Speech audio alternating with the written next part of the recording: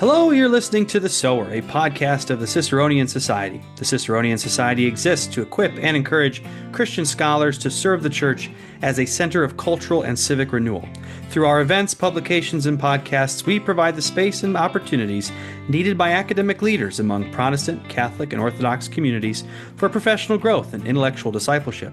Since 2012, we have been building a network of friends with a love for our core themes, tradition, place, and things divine, and with a genuine commitment to the church and the life of the mind. To learn more about us, our events, this podcast, our journal, Pietas, and to sign up for our newsletter and make your tax-deductible gift, please go to Ciceroniansociety.org. I'm Josh Bowman, Executive Director of the Ciceronian Society. Before we get started, please join me in a brief prayer. In the name of the Father, the Son, and the Holy Spirit, we pray, O Lord, that you would bless our conversation and that all we say and do would bring glory and honor to you. Amen. I'm grateful to be joined today by Kevin Lewis Jr. Kevin is a professional chemical engineer and the Michigan State Director of TakeCharge. He also serves as a deacon and Sunday school teacher at Lake Crest Baptist Church in Waterford, Michigan. And beyond his professional and ministry roles, Kevin is a husband and father of 5 children with a 6th on the way. Congratulations. His life and work reflect his commitment to faith, family, and community. Welcome to the show, Kevin. Thanks, Josh. Good to be here. Well, so Kevin and I happened to meet each other randomly at Acton University just a few months ago. So we're recording this in late August 2025, and we met at Acton University in Grand Rapids. And in the very brief conversation we had, he told me a little bit about Take Charge, and I just found myself really encouraged by what this organization was, what it stands for, what they're doing. And I think our audience would agree, and I would just love to learn more. And so this is our attempt to do that. So let's start with the basics. What is Take Charge? And what is it specifically responding to? Yeah, so Take Charge, it's a nonprofit started in Minnesota really after the George Floyd riots and incidents. Our main goal at Take Charge is to really promote faith, family, and education in all communities, but specifically in the minority communities. Again, we started as a response to the race explosion after the George Floyd incident. All these corporate sponsors coming out to try to remedy all the tension that was brewing and kind of boiled over in the cities. And our founder, Kendall Qualls, he, like many of us in the community, were really devastated to see really a community destroy itself over just weeks and weeks of time. And it was really a sad thing. So there was a community of African Americans that said, let's try to change the culture in our communities so that when things like this happen, we are not seeking vengeance, seeking destruction, seeking, all the things that we saw, and seek something more positive. Mm-hmm. And it's kind of a cultural revolution type of initiative where we're like, all right, we've lost track of something as a community that we would backlash in the way that we saw. And we've kind of boiled it down to these 3 pillars of faith, family, and education. We need our communities to get back in touch with our Creator God. We need to get our communities back in touch with the core foundational unit of a community, which is the family. And a lot of that stems from education, getting the proper education, not just in the academic sense, but in the life sense, right? So they kind of all feed in on each other, right? When you have a mom and dad that are raising their kids, they're educating them properly, they're in tune with their creator, they're in tune with God, and it just leads to a flourishing and successful community. And what we saw with the backlash in 2020 was decades and decades of not having those core foundations. And then it just exploded, right? And we see that over and over again. When something happens in our community, it it gets really destructive really quick because it doesn't have a lot of foundational stability, undermining it. So that's really what we're doing at Take Charge. We're trying to just restore a cultural foundation in God our Creator, in families, starting with marriages, taking care of their kids, and then in a good instructional education for success. The way you described that, I think was interesting to me because one of the things that I notice here is that there is both a how do I say this, like a continuation or a hearkening back to some of the principles of the old civil rights movement, but there's also a reaction against what those organizations have become. In Yeah. particular, so some of the core organizations. And I'm curious if you could elaborate a little bit on this because what it sounds like is that what we've seen here. I might be talking out of line here, so correct me if anything if this sounds stupid. But you have the civil rights movement. You fight for the Civil Rights Act and for key court cases and other aspects in society and education and politics. But there's this lack of kind of foundational formation, like intellectual and moral formation. I wouldn't say that Hmm. that's across the board. And so what we're seeing here is that yes, that minority communities have achieved certain political and legal victories, but they have not, and perhaps not, it may or may not be I wonder what the source of this is. Is there a lack of formation over the last several decades to where something has been lost to keep that? Does that make sense? Right? Yeah, yeah, That yeah. there's something, it's that they were shallow victories because we didn't become uh, different as communities. Yeah, yeah, I think what you're saying makes sense and how we try to educate people on the history of what happened during the civil rights movement and what's happened since then. Because, like you said, I mean, politically, there's been great strides.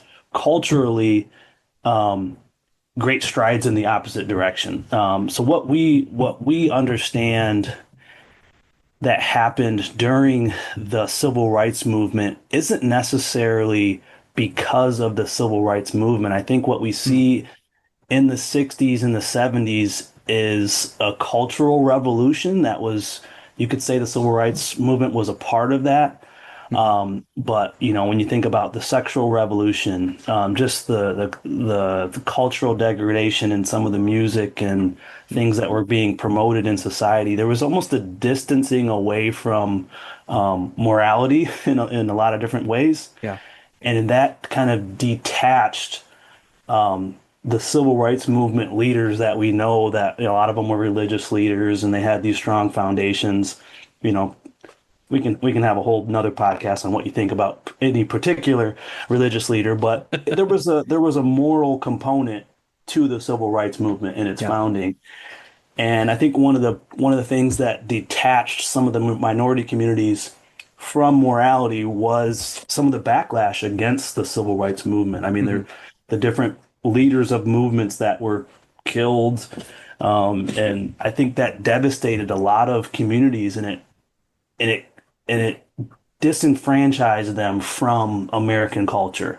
Hmm. And a lot of minority communities before the civil rights movement, there was this idea of separate but equal. Hmm. Like there was black and minority communities that felt like they were Americans. They understood that they were separate, right? And there Hmm. was different things for them, but they still felt like they were a part of America in some way.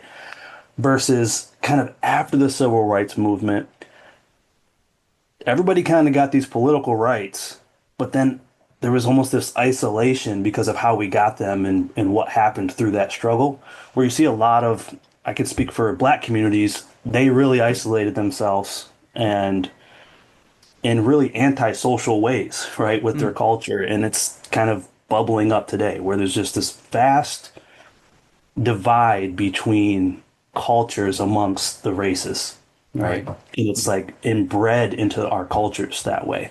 And it's really sad to see. From my perspective, just to give a little bit of background, I grew up with a white mom and a black dad. So I grew up with half of my family black, half of my family white, in a suburban setting. Growing up, really learning and knowing nothing but love from people of all colors.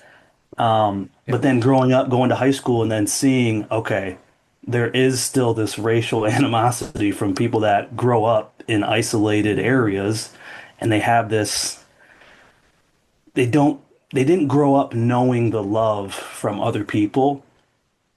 And sometimes they can get into this culture of, oh, because they're other, they don't like me. And then it kind of just spirals. And as you grow and grow and grow, and the different races will talk about the others. And I'm like in the middle, like, I don't think that's necessarily the case. I just don't think we've had enough conversations and we haven't been close enough in community with other people.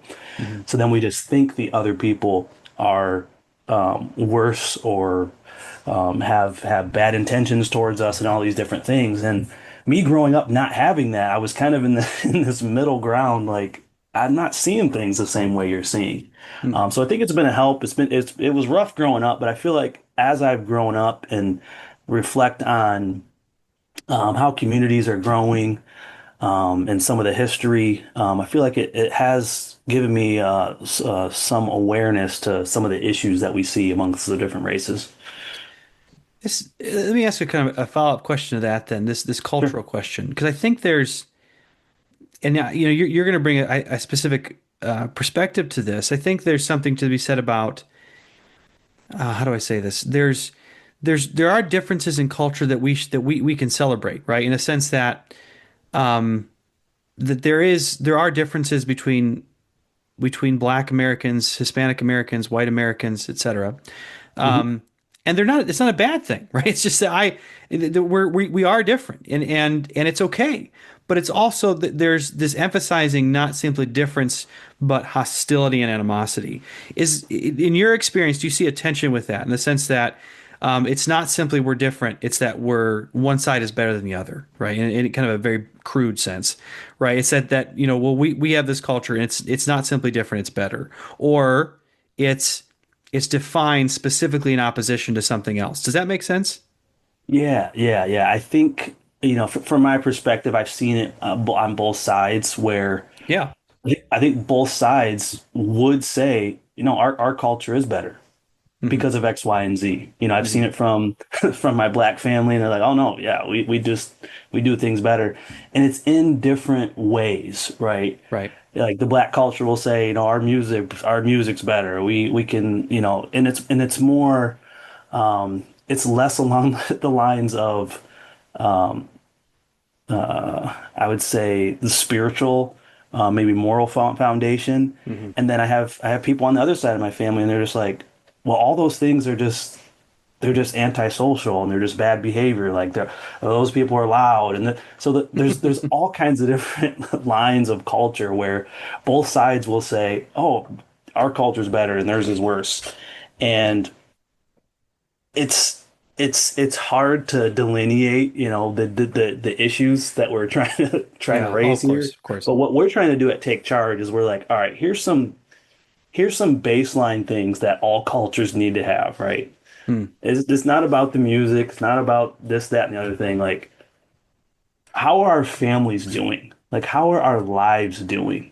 Hmm. Where you have these things on the outside of culture, but it's like, how are we doing as a people group, Hmm. right? Like Yeah. our not our food, not our music, not our abilities. Well, Like, how let are me we just. doing I'll as stop you with the communities? food. I'll stop with the food question thing because I will say white people have no idea what flavor is. I'm just being completely. I want to be on public record Yeah. saying that we have no. It's just bland as crap.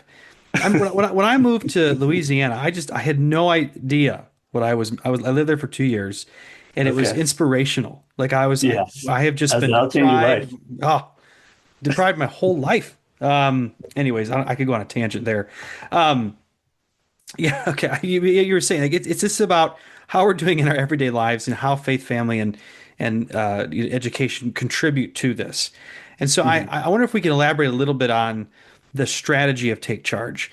I was surprised, so you're a state director, which to have state directors signifies to me, you're a relatively young organization. What right now are you thinking? Why have a state director at all? What do you specifically do, and what is the hope that in terms of how you're going to share your message? What are you doing and how are you doing it? Yeah, so like I said, Take Charge started in Minnesota as kind of a response to the George Floyd deals. I was um I was living in Minnesota for quite a bit of time. I was there for 6.5 years. Came back to Michigan in 2022 or so, and I had been a part of Take Charge for 2.5 years. And Kendall said, if you're going to move back to Michigan, like take Charge with you and build a network. So really, I'm just starting in Michigan what Kendall started in Minnesota. So our strategy is, you have one core person, that's me, the state director in Michigan, and then just start to build out a network of like-minded people, right? So I'm looking, connecting with churches, connecting with other different nonprofits that are in Michigan, really kind of southeast Michigan, Detroit area, Pontiac, kind of where I'm at, Hmm. and then trying to get other ambassadors that would be interested, that would be on the same page as us, and then trying to connect with their church to help them with resources and connections. Because a lot of times in our communities, we have churches that are doing great work, right? Hmm. But they're very isolated in what they're doing. And I think what Take Charge is starting to do is starting to connect some of these churches and communities and different organizations to say, hey, let's try to reach this whole state, this whole area, this whole community in a bigger, broader way. Because sometimes churches, if it's a smaller church and they're pushing on, they're making a difference, but they're not really connected to other people in the community, Yeah. then they can feel discouraged. So I feel like we've been doing a good job to help encourage some of these churches to fight the good fight, right? Because there's a lot of churches that just aren't teaching on any of this stuff, right? Right. So those guys are on a different path, and sometimes people can feel like, man, I'm the only one doing it. I'm the only one kind of sticking to the stuff, trying to promote marriage and so forth. So we've been a good connector.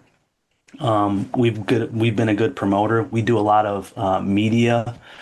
So we've made two documentaries over the past 5 years. Oh, wow. The first one was titled "I'm Not a Victim," and it was really just going through some testimonies of different ambassadors within Take Charge and sharing how they overcome obstacles.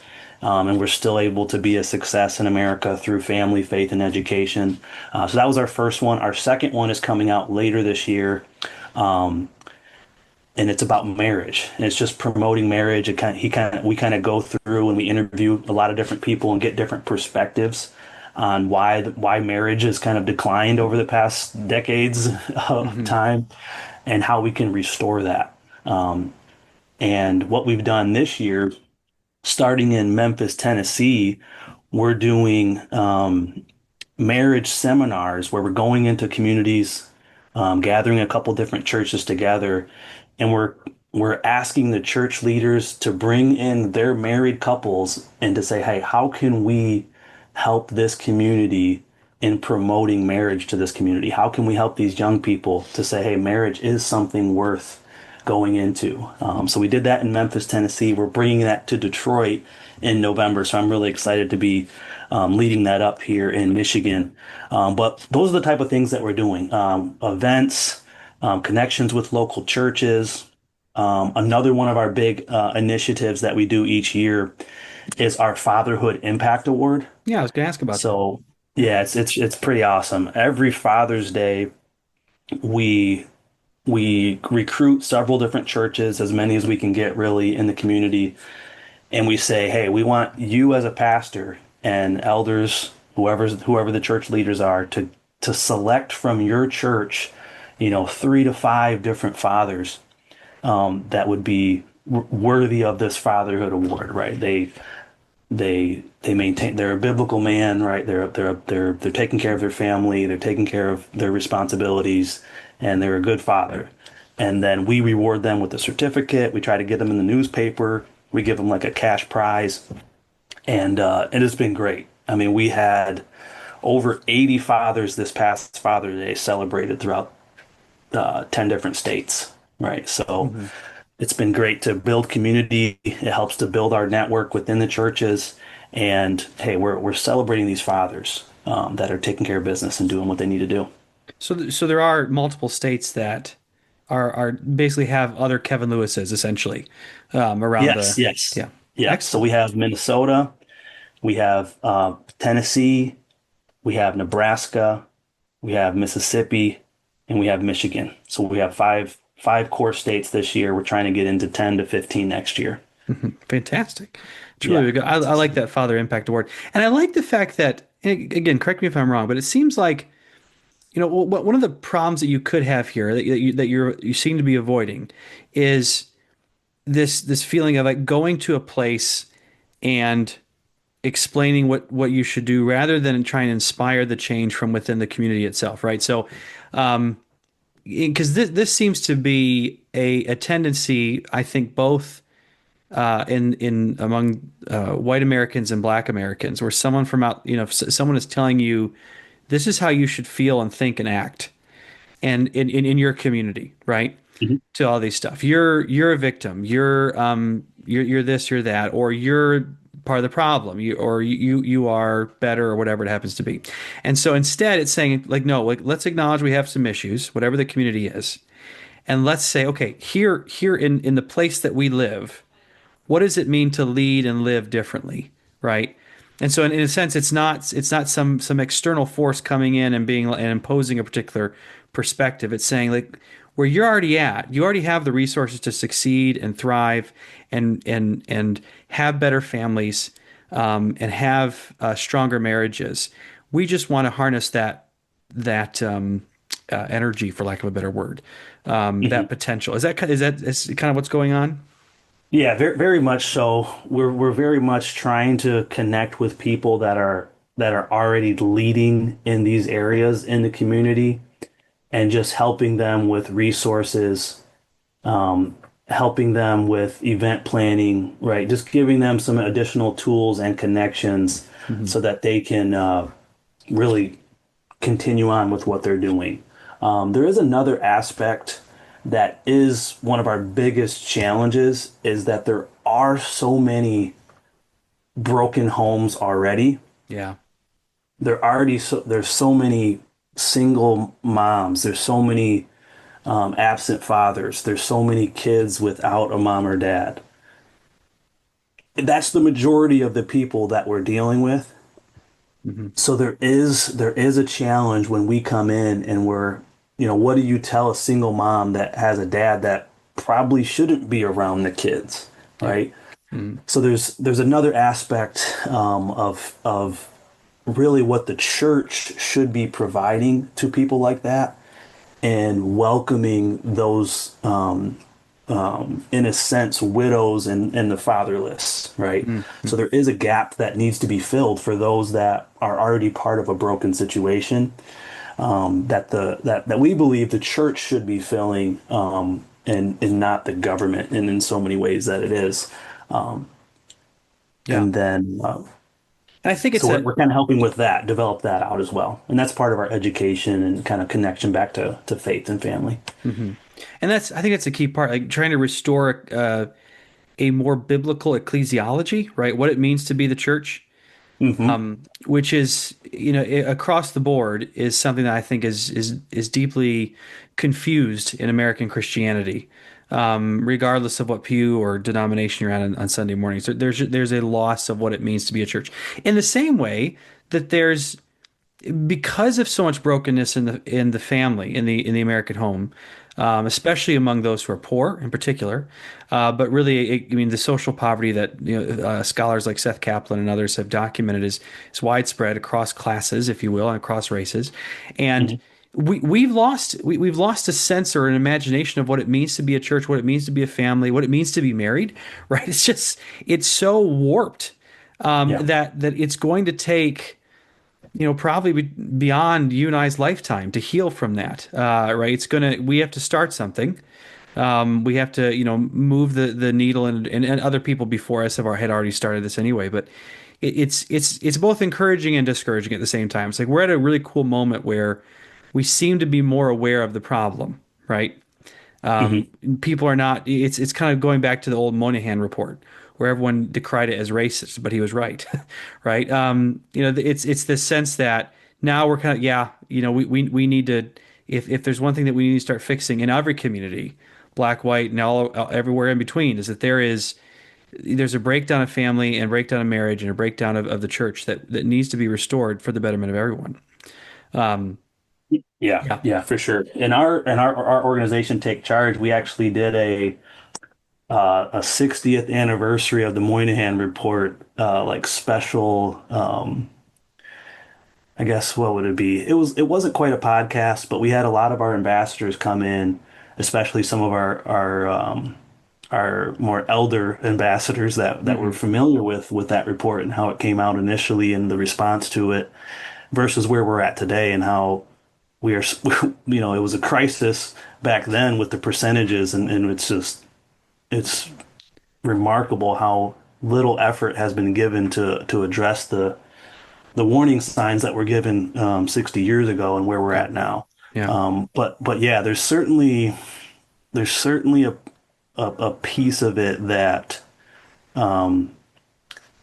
our churches and communities need to step up, and it's not something necessarily that the government's going to be able to come in and solve. It needs to really be a wake up call for ourselves to say, hey, we need to take back some initiative, and that's why it's called Take Charge. Like Hmm. we need to take the charge to do this for our communities, for our families, for our children, instead of waiting around for somebody else to educate our kids or to get us to church. We have to do it. So it's Yeah. kind of like we got to take some responsibility. We see what's happening. If we're waiting around for other people to do it, it might not happen. It's probably not going to happen. It hasn't happened so far. Yeah. So let's get after it ourselves here. I really like that. It gives an aspect of free will, of human action and agency, that is, I think, dignifying, right? To those who are, constantly told you're a victim and you're dependent, you're not enough, the whole world's against you. Well, Yeah, no, you can take charge and do something. Now, you can't do it on your own. You need a community, you need friends and family, but you can do something, right? That there isn't a reason to just, constantly, play the victim card, quite frankly. Are there victims? Of course there are. Yes, we know that. But we also have, I mean, from a Christian perspective, we're never alone. We have the Holy Spirit, right? You can, not take charge in the sense you can't take it from Him, but the Holy Spirit being our guide and our strength, that we can do something. We can show up, and the Holy Spirit can work through us. Will work through us, for to make a sure. difference. For sure. Yeah. And we harken back. We do a lot of harkening back to Reconstruction days. Because I mean, we look back and it's like there's been no worse time for Black Americans and Black communities than when we were in slavery, Hmm. and then Emancipation Proclamation, and then so much of the community building that was done by uneducated former slaves that took initiative to say, we're going to get educated. And then we're going to build our own schools and our own communities. And Hmm. we're going to get this thing going. And to see how much success they had in so little time from very, just right out of slavery to, having people in the government, in government positions, building schools, Tuskegee Institute, building colleges, and building communities. It should be something that we could look back to and say, "Hey, here's what they did," and they had help, and they had people that were encouraging them, but they took initiative to get things going to build their own communities. So we harken back a lot to that. There's so much inspiration there too. I mean, you think about the violence of the opposition they faced at that time, right? This is the height of Hmm. the KKK, was even greater than it is today. I mean, it's just astonishing what they pressed through it. It is inspirational. I'm glad that you are looking back to that. There's so much. There's also a lot in that moment that's understudied. I would say too. I think that's just for those listening who are coming to our conference. And this is a topic that I think would be very, what's the word, apropos. I mean, it would be very appropriate to bring up that the Black American experience in Reconstruction, how they took charge in different ways, and remembering that. Now, I want to close with a couple questions here related to the Ciceronian Society's themes, but I hope it gives you a chance to talk about and develop even more of what Take Charge is. So, restoring and celebrating faith and family is a key part of what you're doing. You said that, and I don't want to lose sight of that. And so, the two major themes I want to emphasize here at the end are tradition and place, which are big for us. So, when I say tradition, I'm wondering what comes to mind. And I say this with a considerable amount of discomfort because when I think about what Black Americans have been through, and you're already hinting at this, there was a lot of tradition of racism against them, which we don't want to revive, right? But there's also this tradition of resilience, family, and community that has preserved a lot of what is good. And so I'm wondering, in the educational side of it, when you say when you say you're hearkening back to Reconstruction, what does that look like practically? Are you going into churches and we're having history lessons? Is it through the podcasts and the publications? How are you going back and connecting not only to a tradition that we all share, in the sense that, to me, Cicero and the virtues of the classical and Christian world are traditions we all share, but also to a distinctive Black tradition. Is that something that you're doing? Yeah, I would say between our podcasts and our documentaries and our just education kind of just sometimes they're one-on-one, sometimes they're group setting, really discipleship and education sessions. It's it's asking us to hearken back to what, you could call it tradition, like what do we believe in? Mhm. And if you look at some of the culture today and you said, what does, what does Black culture believe in? What is their core foundation? It would be sad to hear some of the answers, Mhm. because there's not a lot there. In our community, there's not a lot of belief um, in Christianity in its true sense, I would say. I feel like Mhm. there's a lot of churches in the Black community, but I feel like they've gone astray in a lot of different ways that have led us into almost like a more civil rights activism and less in the core foundations of what it means to be a Christian. Mhm. The idea of um, self-reflection, right? Yeah. Instead of blaming others, taking responsibility, seeking vengeance, just some of these core things that I feel like have just led us astray that it leads to bitterness and destructive behaviors rather than constructive behaviors. So there's a lot that we try to harken people back to, and it harkens back to Reconstruction. It also touches on some of the themes that some of the civil rights leaders were even calling back to. Like they were calling back to the founding principles of America, right? Mhm. Right. Right. Um, to get their rights. And I feel like we've gone so far beyond, what our rights are to, oh, we deserve above and beyond this because of all of these things that have happened to us. So we're straying. We're straying. So we're trying to draw people back to um, a true faith in a Christian understanding of who we are as people and trying to distance ourselves as a community from what I see, and I think what a lot of other people in Take Charge have seen as a superimposed Black culture, right? So there's this new Black culture that embraces immorality and destructive behaviors and murder and drugs and sex and all this stuff that is superimposed onto onto Black people that was never there, Mhm. right? It was never there with us in slavery. It was never there with us in Reconstruction. It was never there, within the civil rights movement. But it's kind of been superimposed on us, and we've self kind of replicated it and said, "This is what we are." Mm. Since the 70s, 80s. And that's what Black culture is today. All this negative, self-destructive behavior. And we're saying, no, no, that's not who, that's not what we were. That's not who we are. That's not helpful. We need to hearken back to, like you said, our tradition of being God-fearing people that take care of our families, that take care of our communities, and all that other stuff needs to go.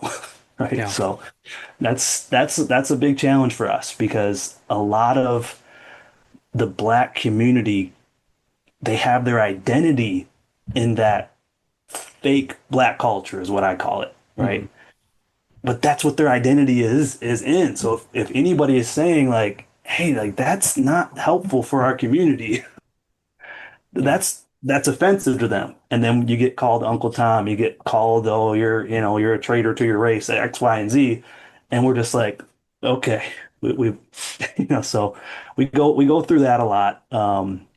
But we are trying to call people back to a tradition of morality, Christianity, taking care of your family, really the basics of human flourishing. Yeah. And I think just hearing you say that sounds it's where the uh, where the accusations leveled against the black community, especially the lies about whatever you happen to be, is in some kind of immoral sense. Like, okay, you know what? If you're going to call us that all this time, we're just going to embrace it. I think because you see the same thing among some on the right. White Americans are like, you're going to call me racist all the time. I'm going, you know what? Yeah, that's what I am. I hate to Yeah, say it's a crude way to say it, but it's yeah, almost as yes, if I agree. you just keep accusing someone of being racist over and over again, and they're just like, you know what, screw it, I guess I am.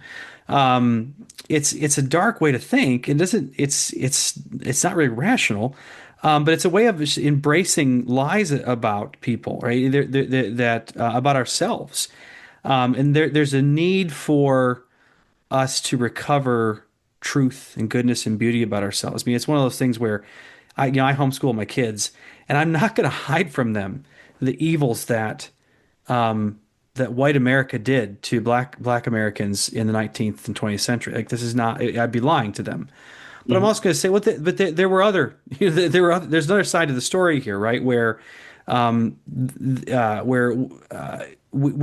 not all white people are racist. That part of the story is the cooperation and the love between black and white Americans that overcame these difficulties Mhm. in really powerful ways. But I could go on about that. Um, Yeah. Last question, and this is not something that I see come up very often, is this sense of place. It's a very academic-ish concept, right? And I'm wondering what comes to mind when I say that, because, and I've actually been looking for, black scholars who have dealt with this question. I haven't found one yet.